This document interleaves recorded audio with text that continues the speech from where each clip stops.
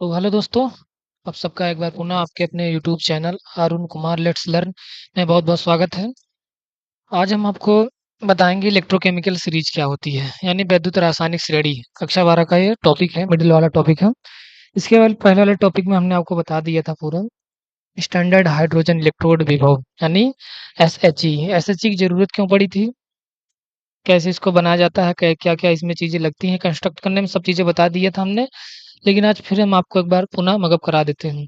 Standard hydrogen electrode हमने बताया था कि किसी भी इलेक्ट्रोड का आप निरपेक्ष विभव, यानी बिना किसी के तुलना किए हुए स्वयं का स्वयं का कितना उसका विभव है, चाहे वो ऑक्सीडेशन हो चाहे वो रिडक्शन विभव हो, आप मेजर नहीं कर सकते हो। तब तक मेजर नहीं कर सकते हो जब तक कि उसको किसी के साथ तुलना नहीं करोगे। ठीक वैसे ही जैसे हमने बताया था कि आप अपना वजन जो है बिना किसी बटखरे या फिर बिना किसी निश्चित यूनिट के साथ तुलना किए नहीं बता सकते कि आप कितने किलो के हैं। ठीक है। वैसे ही सारे इलेक्ट्रोडों का विभव नापने के लिए स्टैंडर्ड हाइड्रोजन इलेक्ट्रोड लाया था। नाम में ही छुपा स्टैंडर्ड। स्टैंडर्ड का मतलब कब होगा मेरे भाई, जब इसमें प्रयुक्त सारी यूनिट्स, यानी जो इसका टेम्परेचर होना चाहिए वो 25 डिग्री सेल्सियस यानी 298 केल्विन होना चाहिए। और इसमें जो HCl लिया गया है उसका जो कंसंट्रेशन होना चाहिए 1 मोल होना चाहिए।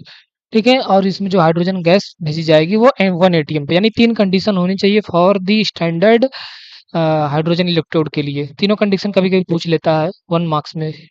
तो कितना कंडीशन हमने बताया, तीन कंडीशन। कौन कौन, टेम्परेचर कितना होना चाहिए 298 केल्विन, और जो हाइड्रोजन गैस भेजी जा रही है वो 1 ATM पे भेजनी जाएगी। और जो कंसंट्रेशन होना चाहिए HCl का वो कितना होना चाहिए, 1 मोलर होना चाहिए। ठीक है। अब हमने बताया था कि आप इसको जो है जब किसी दूसरे का इलेक्ट्रोड तुलना करेंगे, जैसे यहाँ पे हम अगर ये अभी आपका ये पूरा ये हाइड्रोजन इलेक्ट्रोड बना हुआ है, ये सिर्फ और सिर्फ अभी ये पूरा हाफ सेल है। हाफ सेल मतलब अर्ध सेल है। ठीक है। इसके बगल में अगर हम जैसे बनाए यहाँ पे अ, एक सेकंड, जैसे यहीं पे हम बना ले अभी एक सेल बना लिए और इसमें हमने ले लिया ये कॉपर की रॉड है। किसकी रॉड है मेरे भाई, कॉपर की रॉड है। ये कॉपर सल्फेट में हमने डिप किया हुआ है इसको। ठीक है। कॉपर की रॉड, इसको कॉपर में डिप किया हुआ है। अब ये दूसरा अर्ध सेल है, ये दूसरा अर्ध शेल है, ये दूसरा अर्ध सेल है। तो इन दोनों अर्ध सेल का निरपेक्ष विभव तुम आसानी से मतलब नहीं बता सकते हो, निरपेक्ष वैल्यू नहीं बता सकते उनकी। जब भी आप इसको बताओगे तो आप सापेक्ष वैल्यू बताओगे, यानी किसी के साथ तुलना करना। सापेक्ष मान मतलब किसी के साथ तुलना करना, यानी इस वाले इलेक्ट्रोड को इसके साथ इसे जोड़ दोगे इसके वायर में। ठीक है। तो जब मेरे भाई तुम जैसे ही जोड़ोगे तुम देखोगे कि होगा क्या, कि जो इसके रिस्पेक्ट में इस हाइड्रोजन वाले इस प्लेटिनम रॉड पे जो हाइड्रोजन गैस यहाँ भेजी जा रही है, ये जो इलेक्ट्रोड है और ये जो इलेक्ट्रोड है, और इसको जो ये पूरा ये जो आपका ये सॉल्ट ब्रिज है, ये सॉल्ट ब्रिज पूरा इसके साथ कनेक्ट होगा। ठीक है। हम चलो पूरा अच्छे से बना ही देते हैं इसको, एक कट कर देते हैं। इसको मुझे यहीं बनाना चाहिए था। जैसे ये बन गया आपका ये। ठीक है। ये इसमें कॉपर की रॉड हो गई है, इसकी रॉड हो गई, ये कॉपर की रॉड हो गई। ये पूरा सोल्यूशन किसका है, ये कॉपर सल्फेट का है, कॉपर सल्फेट का है। तो हमने इस वायर को इसको कनेक्ट कर दिया। तो जो ये मेरा सॉल्ट ब्रिज हो गया पूरा ये।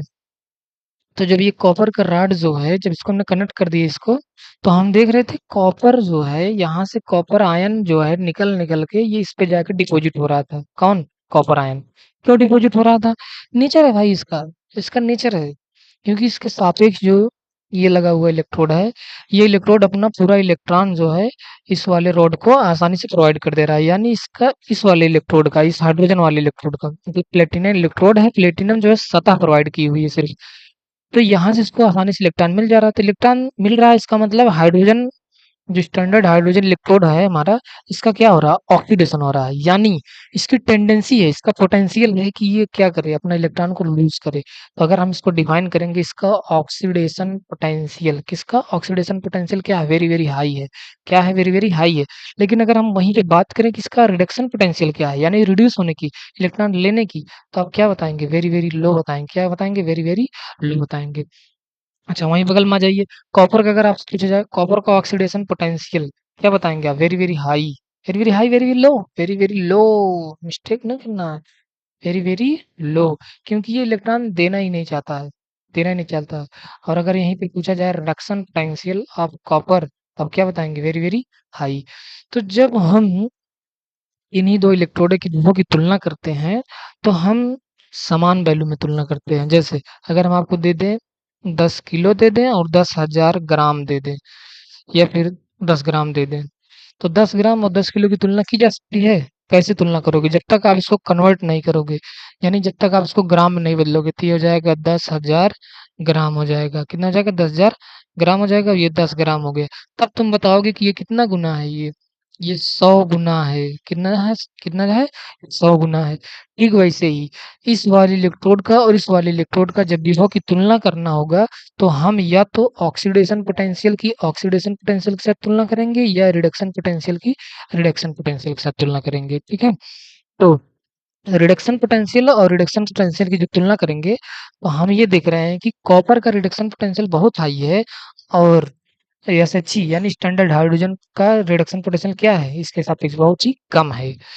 तो इस प्रकार से इलेक्ट्रोडों को उनके रिडक्शन पोटेंशियल की सीरीज में रख करके जो श्रेणी प्राप्त होती है, उसी को हम क्या कहते हैं? उसी को हम बोलते हैं विद्युत रासायनिक श्रेणी।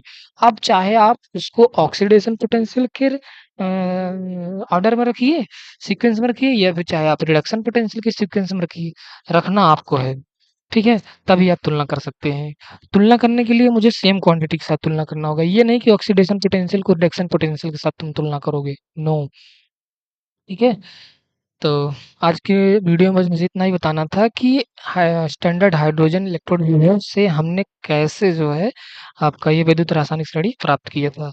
हमने बार-बार इस हाइड्रोजन इलेक्ट्रोड के साथ सारे अन्य अर्धसेल अभिक्रियाओं को, यानी अन्य इलेक्ट्रोड के हाफ सेल बनाया, और उस हाफ सेल को पूरा कनेक्ट करके पूरा एक सेल बनाया। और सेल बनाकर हमने देखा कि किसका ऑक्सीडेशन हो रहा है, किसका रिडक्शन हो रहा है। जिसका ऑक्सीडेशन हो रहा था उसको एनोड बोलते हैं, जिसका रिडक्शन उसको कैथोड बोलते थे।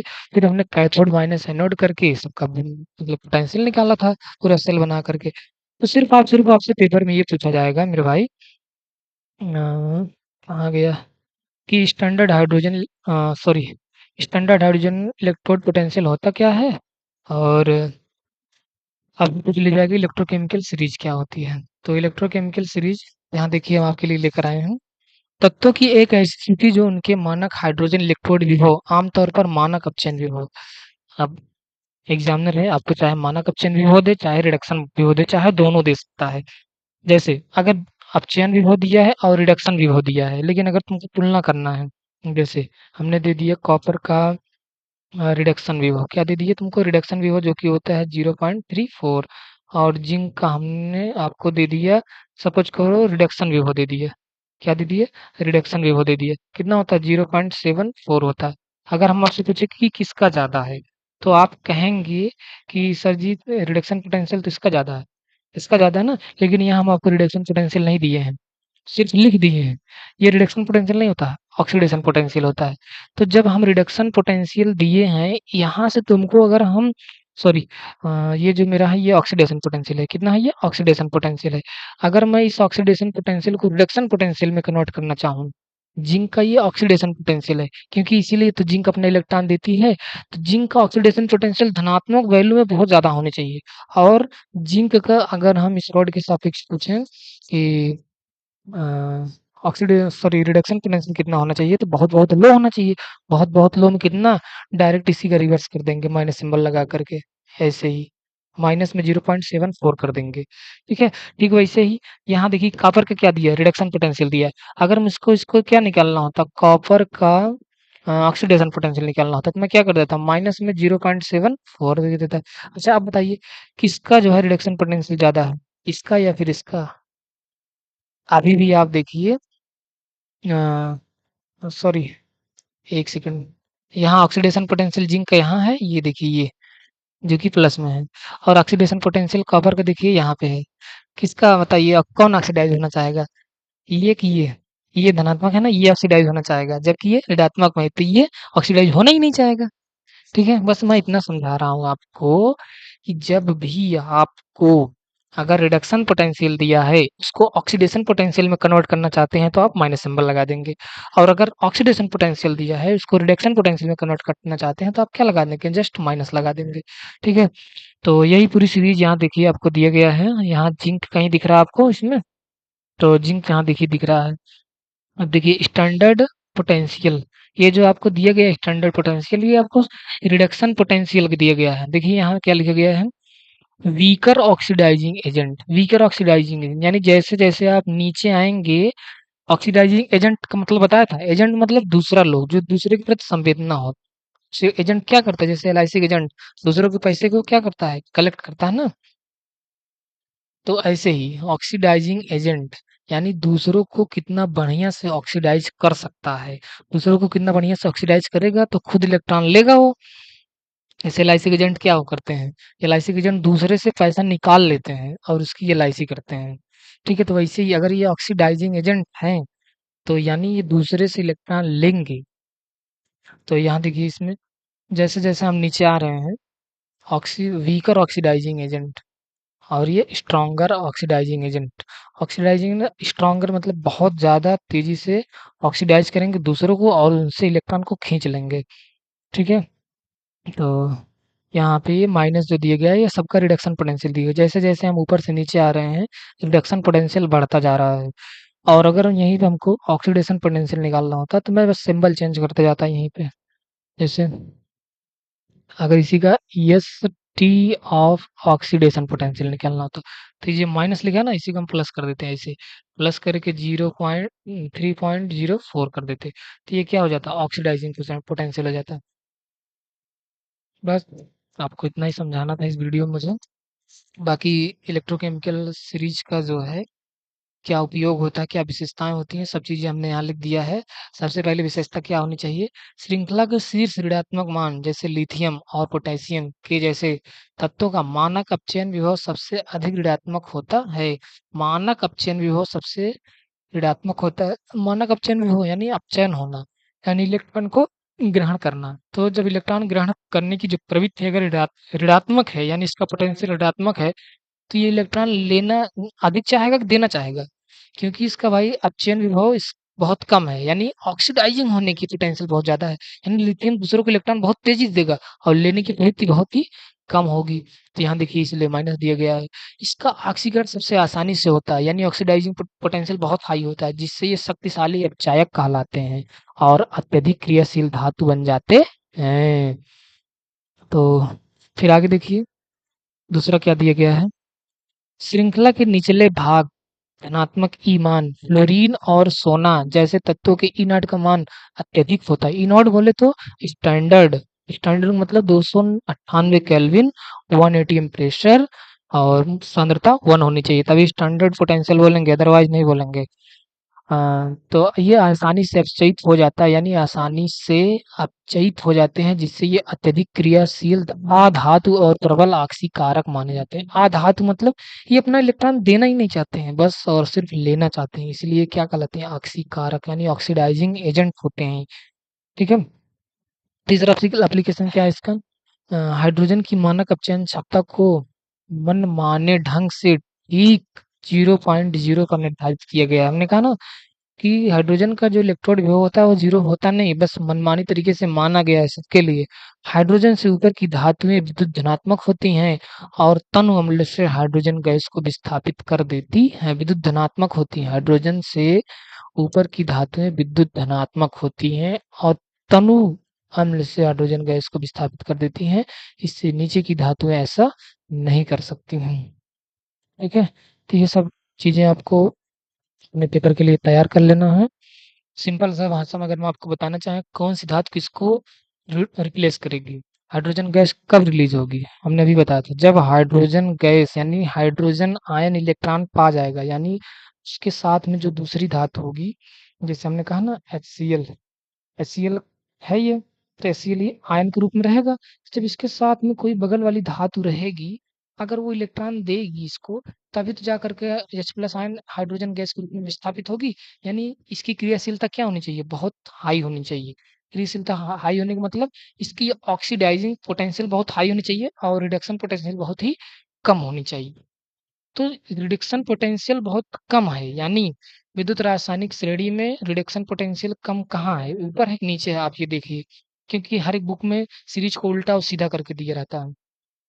ठीक है, तो रिडक्शन पोटेंशियल बहुत कम होना चाहिए, तो कम कहाँ है, इसमें तो ऊपर है। अगर हम इसी सीरीज को नीचे कर दें तो आपका ये पूरा फिट बैठ जाएगा डेफिनेशन जो आगे हम बताएं। तो मेरे भाई इससे घबराना नहीं है। ये जो टेबल देख रहे हो ना, इसको आप नीचे से ऊपर लिख सकते हो, ऊपर से नीचे लिख सकते हो, बस आपको देखने का नजरिया आना चाहिए। ठीक है, हम फिर बता दे रहे हैं। कोई भी धातु हाइड्रोजन को तभी विस्थापित करेगी, या फिर कोई भी धातु अब दूसरी धातु को तभी विस्थापित कर सकती है जब वह धातु क्या होगी, जिस उस धातु का रिडक्शन पोटेंशियल ज़्यादा होगा, और जो धातु आएगी उसका रिडक्शन पोटेंशियल बहुत ही क्या होना चाहिए, बहुत ही कम होना चाहिए, तभी वो आएगी। ठीक है, तो आज के लिए इतना ही। मिलते हैं नेक्स्ट वीडियो में, तब तक के लिए बाय बाय। इस सीरीज को आप याद कर लीजिएगा, नहीं याद कर सकते हैं तो इसका ट्रिक हम बताएंगे अगले आने वाले वीडियो में।